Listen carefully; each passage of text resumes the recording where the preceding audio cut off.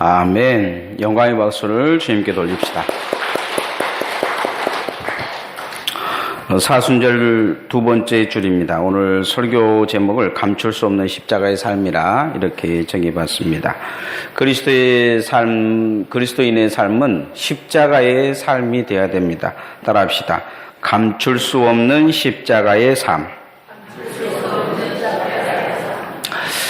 예수 믿는 사람들 등 뒤에다가 예수 믿는 증표로 십자가를 다 하나씩 이렇게 지어준다면 아마 주일마다 이렇게 십자가를 지고 교회를 오는 모습이 다 이게 좀 과간일 것입니다. 교회 와서도 이제 십자가 지고 밥 먹기도 좀 힘들 것이고, 이제 가장 난감한 것은 화장실 가는 문제도 난감할 거예요. 집에 가서도 만약에 그것을 못 벗게 한다면 잠은 어떻게 자겠습니까? 아마 엎어져 잘 겁니다. 그 중에서 십자가가 크고 무거운 사람은 아마 십자가에 깔려 죽었다고 또 이야기가 나올지 모릅니다. 어르신들은 교회 와가지고 이제 무거우니까 잠시 벗어났다가 서로 바뀌어가지고 고무신 바뀌었듯이 바뀌었다고, 누가 내 십자가 가져가 버렸다고 이야기할지도 모릅니다. 어떤 분은 내 십자가는 좀 특별하게 만들어야 되겠다 해서 편백으로 만드신 분도 있을 것이고, 어떤 분은 금도금을 해 다니신 분도 있을 것이고, 어떤 분들은 이제 꼭 물려줘야 되겠다 하고 자식에게 물려줘서 그 자식이 자기 십자가는 내팽개치고 부모님 십자가 지고 다니면서 물려받은 것이라고 자랑할지 모릅니다. 교회에서 가장 잘 되는 직업이 십자가를 깎아주는 직업일지도 모릅니다. 그런데 이 십자가, 자기가 지고 가는 십자가에 자기가 못 박혀 죽어야 된다 그러면 과연 그 다음 주에 십자가를 몇 명이나 지고 오겠습니까? 십자가 하면 예수님을 생각하는 시대입니다. 근데 예수님의 시대의 십자가는 자기가 져야 될 그 십자가를 지고 가서 자기가 그 십자가에 못 박혀 죽었습니다. 십자가는 잔인한 이 처형 도구였습니다. 인류가 개발한 최고의 처형 도구가 바로 이 십자가입니다. 한 5일에서 7일 동안 고통을 느끼게 하면서 발가벗겨 놓고 수치를 당하게 합니다. 십자가에 못 박히면 손과 발이 못 박혀 있기에 숨 한 번 쉬는 때도 고통을 느껴야 되고 아무것도 할 수 없습니다. 그곳에서 거저 예칠 수 있는 소리는 빨리 죽여달라는 소리밖에 없습니다. 그런데 성경에 주님은 자기가 십자가를 지고 갈 것을 말씀하시면서 그 십자가를 지고 따라오라 계속 말씀하십니다. 예수 그리스도께서 십자가 지시기 전에 하신 말씀이에요. 십자가가 가장 잔혹한 처형인 줄 알면서도 주님은 그 십자가를 선택하셨습니다. 바울 사도는 오늘 그 십자가를 자랑하고 있는 걸 보게 됩니다. 우리도 그 십자가를 외면해서는 안 된다, 그렇게 말씀하고 있습니다. 오늘날 우리는 십자가를 외면하고 있지 않는지, 과연 내 등 뒤에 주님이 지고 오라는 십자가가 있는지 뒤돌아 봐야 될 것입니다. 십자가를 피하지 마십시다. 따라합시다. 십자가를 피하지 맙시다. 오늘 여러분이 길을 가다가 가장 만나고 싶지 않는 게 뭐겠습니까? 어른들한테 물었어요. 길을 가다가 가장 만나고 싶지 않은 그것이 뭡니까? 그러니까 어른들은 강도라 그랬습니다. 강도. 애들은 뭐라 그러냐면 똥이라 그랬어요. 예. 그리스도인들이 이 신앙생활 하면서 만약에 환난이 온다면 가장 만나기 싫어한 게 뭐냐면 십자가일 것입니다. 십자가는 부담입니다. 왜냐하면 거기서 죽어야 되기 때문입니다. 한국 기독교는 자랑스러운 붕괴의 역사를 가지고 있지만 수치스러운 모습도 하나 가지고 있습니다. 철저히 주님을 배신한 역사가 있어요. 그건 뭐냐면 일제시대 때 신사참배한 것입니다. 우리는 8.15 광복절이나 이제 이 위안부 할머니들 이야기를 들으면서 일본을 그렇게 많이 욕하지 않습니까? 그런데 실은 한국 교회가 그런 모습을 조금 가지고 있습니다. 일본이 한국을 지배할 때 한국 기독교는 처음에 철저히 신사참배를 저항했습니다. 그러다 나중에 신사참배에 동참해버립니다. 다른 교단이 하나 둘씩 신사참배를 결의하자 한국교회의 장자교단이라고 말하는 대한예수 장로회도 1938년 서문박교회에서 27회 총회를 열어서 공식적으로 참배를 결의합니다. 그리고 다른 목사님들, 신사참배를 반대한 목사님들은 그 총대에 들어오지 못하도록 문을 막았고 성명서를 채택합니다. 그때 총회장이 홍씨였어요. 홍택기라고. 이날 부통회장은 김길창 목사님이었는데 23명의 노회장들을 이렇게 데리고 가서 평양 신사에 가서 시범적으로 신사참배를 했습니다. 당시 교회는 신사참배가 우상 숭배라는 것을 알고 있었습니다. 그런데 왜 신사참배에 앞장섰을까요? 십자가를 져야 되기 때문입니다. 고난을 당해야 되기 때문이에요. 그래서 십자가를 외면해 버린 것입니다. 교회가 이렇게 타락해 갈 때 다 외면했느냐?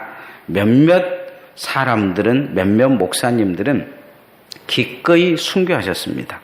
평양의 주기철 목사님, 평북의 이기선 목사님, 경남의 한상동 주남선 목사님, 전남의 송양선 목사님, 한남의 이계실 목사님, 이런 분들이 감옥에 들어가면서 신사참배를 거부했습니다. 신사참배를 거부했던 성도가 딱 2,000명이었습니다. 2,000명. 그리고 순교하신 분이 한 50명에 달합니다. 그리고 나머지 모든 기독교인들은 다 신사참배를 했습니다. 이 문제를 이 한국 기독교 역사는 감추고 있다가 2000년이 넘어서 이제 한국 장로교들이, 흩어진 장로들이 모여서 제주에서 총회를 열면서 그때 회개하는 예배를 드린 적이 있습니다. 당시 신사참배를 하냐 안 하냐 문제가 아니고 예수님을 믿느냐 안 믿느냐의 문제로 생각했던 사람들은 신사참배를 거부했습니다.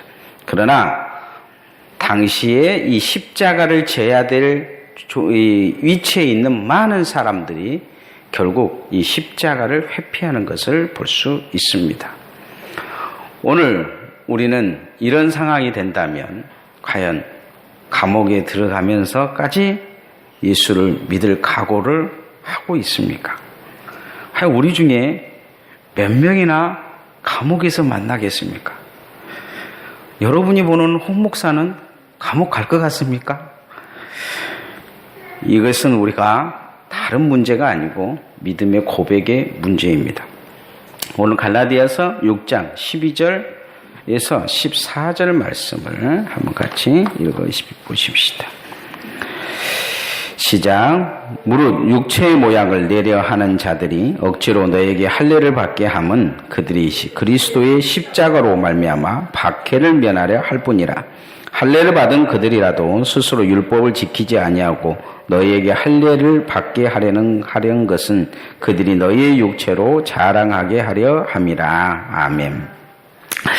오늘 성경에 이제 12절, 13절 이 말씀에 보면 육체의 모양을 당시에 내리려고 했다. 이 모양은 무엇을 이야기하냐면 당시 로마인들은 유대인들에게 자치구역을 줘서 그들이 정치적으로나 경제적으로나 어느 정도 위임을 해줬어요. 그래서 유대교를 믿는다 그러면 핍박이 덜했습니다. 그리고 유대인들도 기독교인들을 핍박하고 있는 상황이기 때문에 핍박받지 않으려면 유대인처럼 사는 것이 옳았어요. 그래서 교인들 중에서, 당시 교인들 중에서 할례를 받은 사람들이 있었다는 거죠. 예전에 교회를 처음 오신 분들은 시골에서 교회에 오는 것이 부끄러워가지고 성경책을 옷에다 감추고 왔다잖아요. 그리고 교회 올 때만 교회 와서만 성경책을 딱 빼고 그런 모습이었다는 거죠. 할례를 받아 유대인처럼 살면 핍박을 면하지 수가 있었어요. 고난당하지 않을 수 있었단 말이죠. 신사참배를 하면 기독교인이라고 해서 고난당하지 않아, 감옥에 들어가지 않아도 될 상황이었어요. 그런데 바울 사도는 이런 이야기를 분명히 하고 있어요. 핍박을 면하려고 주님을 배신하면 안 된다는 거죠. 디모데후서 3장 12절에 무릇 그리스도 예수 안에서 경건하게 살고자 하는 자는 핍박을 받으리라. 그렇게 말합니다. 세상에서 우리는 적당히 예수 믿으면 세상 사람들이 조롱거리가 되지는 않습니다. 술이나 한잔 하자 그러면 같이 술도 하고 이 짓거리 저 짓거리 하고 돌아다니면서 교회 와서는 교인처럼 세상에 가서는 세상 사람처럼 살면 그냥 잘 살 수 있어요. 그러나 세상에서 예수님의 사람으로 제대로 살려고 하면 힘듭니다. 그게 우리에게 있어서는 십자가일 것입니다. 적당히 예수 믿고 살려고 하면 안 됩니다. 예수를 바로 믿어야 될 줄 믿습니다. 그게 십자가를 지고 가는 삶입니다. 우리가 날마다 이 십자가를 외면해서는 안 될 것입니다. 내게 주신 십자가는 무엇입니까? 여러분에게 준 십자가는 무엇입니까? 잘 지고 가고 계십니까? 아니면 십자가를 피하고 계십니까? 우리가 이 땅에서 주님 앞에 섰을 때 내 십자가는 어디 있느냐 이런 말은 듣지 말아야 될 것입니다. 각자가 다 지고 갈 십자가가 있습니다. 그 십자가 잘 지고 가는 성도들 되어지기를 소원합니다. 두 번째, 우리는 내가 지고 가는 십자가뿐만 아니고 주님의 십자가를 자랑하는 자가 되어야 됩니다. 이게 믿음입니다. 믿음이 있는 사람은 믿음을 자랑합니다. 믿음이 있는 사람은 말씀의 깊이를 자랑합니다. 그러나 믿음이 없는 사람은 믿음이 있는 것을 세상에서 창피하게 여기고 삽니다. 여러분, 세상 사람들 앞에서 믿음이 있는 게 자랑스러우십니까?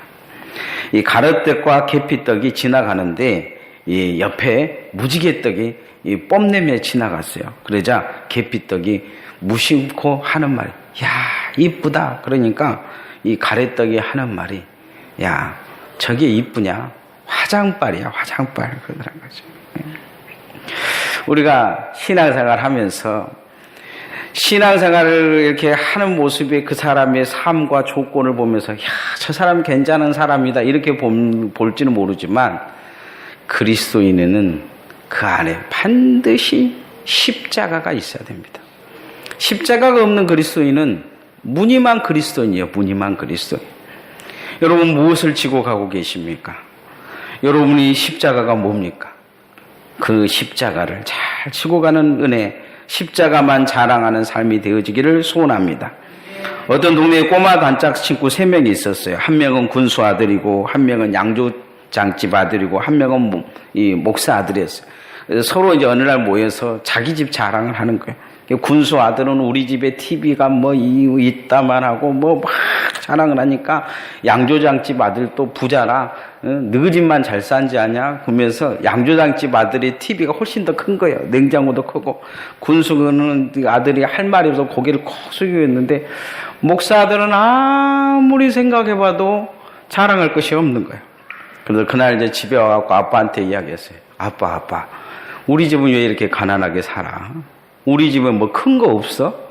뭐 자랑할 거 없어? 그러니까 이 목사님이 예배당에 딱 데려가서 예배당 뒤에 있는 십자가를 보면서, 봐라, 우리 집에 저 십자가가 있다. 저 십자가가 제일 크지 않냐? 이렇게 이야기했어요. 뭔 말인지는 모르지만 아빠가 대단하다고 하니까 그 다음날 자기 친구들 만나갖고 우리 집에 십자가 제일 큰 거 있다, 제일 좋은 거 있다 그러면서 자랑하니까 이제 교회를 한 번도 안 왔던 이 친구들이 뻥치지 마라, 거짓말인가 아닌가 한번 가보자 하고서 이제 갔는데, 그래도 전도하려고 애를 썼는데 안 오던 이 아이들이 오니까 사모님이 얼씨구나 하고 떡볶이 해주고, 그래서 지지고 볶아서 복음 전하고 그래서 다 교인 만들어 버렸어요. 그런데 딱 그 마을에서 한 아이만 안 온 거예요. 그건 누구냐면 양조장집 아들인데, 할아버지가 교회 문턱만 넘어가면 다리몽댕이를 분질러 버린다고 하니까 교회를 그날 못 갔죠. 그래서 주일날만 되면 왕따가 된 거예요. 그러니까 이제 이놈이 할아버지한테 이 친구들이 다 잃어버렸다고 우리 집에 제일 큰 십자가 하나 세워주라고. 날마다 그러면서 중리산이 그러니까 5대 독자가 그러니까 이제 자기 아들을 불러서, 아범아, 십자가가 어떻게 생겼는지 교회 한번 갔다 와라. 십자가 하나 만들게. 그리고 그 아들이 이제 자기 이제 아들을 데리고 교회로 왔단 말이죠. 그날이 부활주일인데, 와갖고 이제 보니까 십자가가 뒤에 있기는 한데, 그건보다는 아들 귀에 들린 소리가 뭐냐면, 예수님 믿으면 천국 가고, 천국과 지옥 있고, 마지막 날 부활이 있다는 이야기가 그 마음속에 그런 거예요. 저게 뭔 말일까? 그러고는 이제 곰곰이 생각하고 있는데 집에 가니까 그 할아버지가 묻더라는 거예요. 아범아, 교회 가니까 십자가 보고 왔냐? 십자가는 잘 안 보이고 목사님이 천국과 지옥이 있다고 합디다. 그리고 예수 믿으면 영생 얻는다고 합디다. 이게 대뜸 화를 내면서 무슨 그런 거짓말이 있냐? 십자가 보러 간 게 헛소리만 듣고 왔다고? 그러면서 이제 저녁에 잠을 자려고 하는데 이 할아버지 이 귀에 자꾸 아범의 소리가 들리더라는 거예요. 천국과 지옥이 있다. 그래도 지금 이제 곧 아파갖고 내일 모레 그러고 하고 있는데 이제 죽음 앞에 놓은 이 양반이 이제 자기의 삶을 뒤돌아보면서 한번 그래도 교회나 한번 가볼까 하고 교회 와가지고 천국과 지옥의 설교를 듣고 교인이 됐다고 합니다. 그래서 이 교회의 십자가가 그 집의 가장 큰 자랑이 됐다고 한 것입니다. 이 할아버지가 교회 다닌 것은 교회의 십자가가 가장 크기 때문이 아닙니다. 십자가의 사건을 믿었기 때문입니다. 우리도 이 십자가를 자랑하는 것은 십자가에 금치를 한 것이 아니기 때문이에요. 어제도 어떤 분이 십자가가 다른 사람들은 우상이다 이렇게 말한다고 하는 분들이 있다고 해요. 십자가를 우리는 섬기는 게 아닙니다. 십자가에 못 박히신 예수 그리스도를 우리는 믿는 것입니다. 왜 십자가의 사건이 중요하냐? 이 십자가에서 예수 그리스도께서 우리의 모든 죄를 짊어지시고 죽으셨기 때문입니다. 그리고 3일 만에 부활하셨기 때문입니다. 이것을 믿는 자는 누구든지 구원을 얻을 것이다. 이렇게 성경은 말씀하고 있습니다. 그 인생은 지옥에서 천국으로 옮겨졌다고 말씀합니다. 그래서 바울 사도는 이 예수 그리스도의 십자가에 구원의 메시지가 있다. 이렇게 말씀하고 있습니다. 그리고 그는 그 십자가만 자랑하겠노라 요거 말씀하고 있습니다. 자, 14절 15절 말씀 같이 한번 읽어봅시다. 시작. 그러나 내게는 우리 주 예수 그리스도의 십자가에 결코 자랑할 것이 없으니 그리스도로 말미암아 세상이 나를 대하여 십자가에 못 박히고 내가 또한 세상을 대하여 그러하니라. 할례나 모할례자가 아무것도 아니로되 오직 새로 지으심을 받은 것만이 중요하니라. 오늘 성경에 이야기하는 건 뭐냐면 결코 자랑할 것이 없다. 예수 그리스도의 십자가만 내가 자랑할 것이다 이야기합니다. 그런데 왜 그러냐? 15절 말씀에 할례 받은 거, 모할례 받은 거, 이거 뭐 할례를 받은 거나 안 받은 거 이런 별 상관이 없다는 거죠. 왜 십자가를 자랑하느냐? 거기에 새로 지으심을 받은 사건이 있기 때문이다. 구원의 사건이 있기 때문이다. 이렇게 말씀합니다. 구원이 중요하다는 것입니다. 사람이 죄의 사함을 받고 천국에 갈 수 있는 것은 예수 그리스도의 십자가의 공로밖에 없다. 바울 사도는 분명히 말씀하고 있습니다. 예수 그리스도를 믿어야 천국 갈 수 있습니다. 주님은 자신이 길이요 진리요 생명이라 이렇게 말씀하고 있습니다. 우리가 교회 뒤에다 십자가를 걸어놓은 이유는 예수 그리스도의 십자가를 잊지 말라는 것입니다. 저 십자가에 못 박힌 예수 그리스도를 통해서 우리가 구원을 얻었기 때문입니다. 그래서 주님의 십자가가 나의 자랑이 돼야 될 줄 믿습니다. 우리 어르신들 교회를 그냥 다녀서는 안 됩니다. 예수 잘 믿으셔야 됩니다. 천국이 가까웠습니다. 이 양조장집 사장 아버지처럼 예수 그리스도의 십자가를 제대로 보고 예수 믿으시기를 소원합니다. 그래서 그 십자가의 은혜에 잡혀 천국에 입성하는 삶이 돼야 될 것입니다. 마지막 바울 사도는 우리에게 십자가의 흔적을 가져라 이야기합니다. 따라합시다. 십자가의 흔적을 가집시다. 예수님의 시대의 로마에서 가장 빈번하게 일어났던 일들은 이 죄수들이 도망가였습니다. 당시 죄수들은 로마는 이제 정복 전쟁을 일으키는 그런 나라이기 때문에 정복에서 이 포로들을 끌어오면 다 이 노예를 만들었습니다. 노예를 만들어서 노예를 다 이렇게 쇠사슬에다가 묶어놓았어요. 묶어놨는데 가끔 이 노예들이 쇠사슬을 끊고 도망간 게 있습니다. 그러다 이제 잡혀오면 어떻게 했냐면 이 인장을 찍었습니다. 이 불에다가 이렇게 달구어 가지고 주인 이름을 거기 쓴 이 그 인장을 어디에다가 찍었냐면 이마에다 찍든지 등 뒤에다가 찍든지 목 뒤에다 찍든지 그렇게 찍었어요. 불로 달군 인도로 찍어버리니까 그 집에 영원한 노예가 되는 것입니다. 어디를 가든지 이 뭐 홍정모 하고 이게 찍어놓으면 홍정모의 노예가 되는 것이죠. 이것을 흔적이라고 오늘 성경은 말하는데 오늘은 스티그마라고 표현하고 있습니다. 바울은 자기 자신에게 이런 노예의 흔적이 있다 이렇게 이야기합니다. 누구의 노예냐? 예수 그리스도의 종의 흔적이 있다는 것입니다. 그래서 바울 사도는 어디에든지 서신서를 쓰면 나 예수 그리스도의 종된 바울은 이렇게 시작하는 것을 볼 수가 있습니다.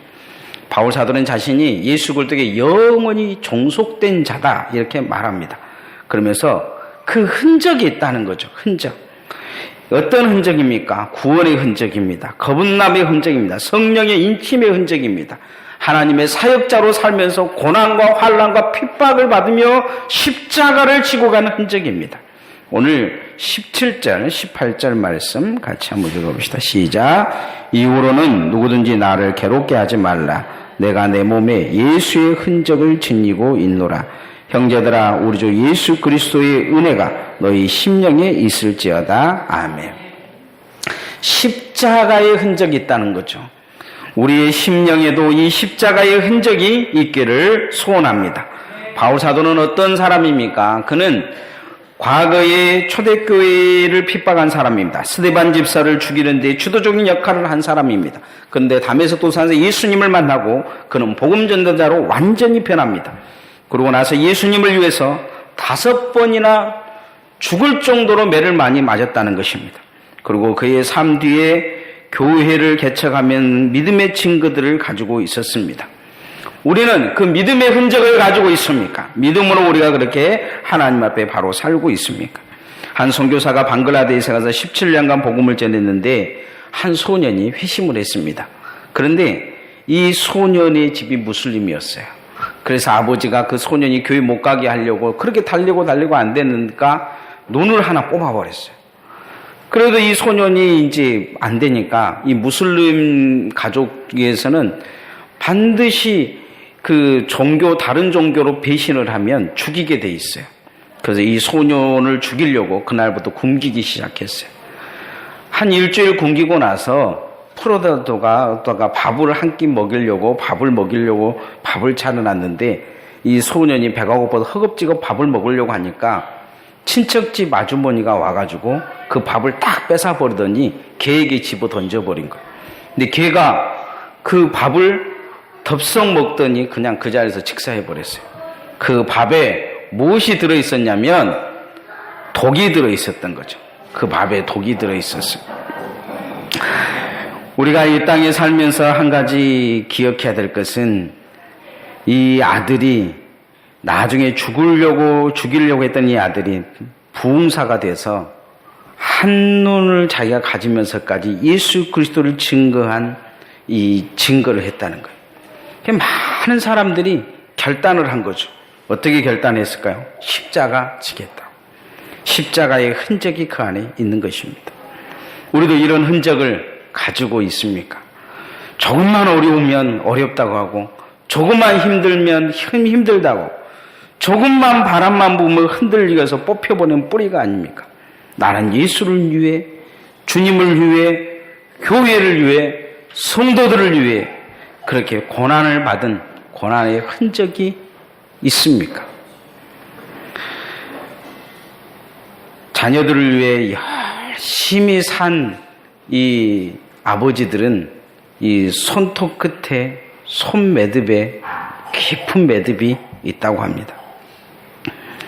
저희 어머니도 제가 가끔 이렇게 어머니 보면 어머니 마지막 새끼손가락이 이렇게 꼬부러져 있어요.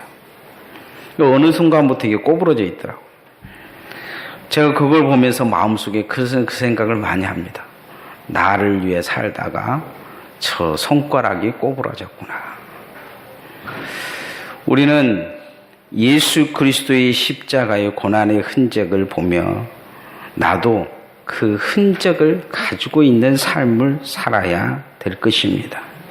예수 그리스도를 뒤따라가는 바울 사도는 내 몸에 예수의 흔적이 있노라 이렇게 고백하고 있습니다.